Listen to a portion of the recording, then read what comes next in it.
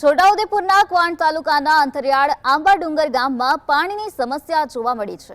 આશરે 1000ની વસ્તી ધરાવતા આ ગામમાં મહિલાઓ રોજ ડુંગરો પર બે બેડા પાણી મેળવવા જીવના જોખમે ચઢાણ કરે છે।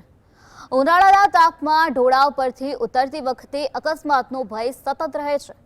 નર્મદા નદીથી માત્ર 2 થી 3 કિલોમીટર દૂર આવેલા આ ગામમાં સરકારી પાણી યોજના હેઠળ ટાંકી અને સંપ બનાવવામાં આવ્યા છે, પરંતુ પાણી પુરવઠો નથી। તાલુકા વિકાસ અધિકારીએ જણાવ્યું કે ટાંકી ઊંચાઈ પર હોવાથી પાણી ચડતું નથી। સમસ્યાનો જલ્દી ઉકેલ આવે તેવી શક્યતા ગ્રામજનોએ વ્યક્ત કરી છે।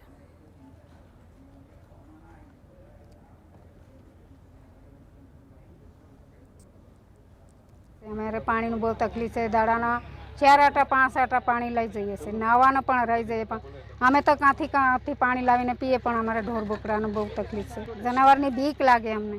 આ ડુંગરમાં તો જનાવરો પણ છે।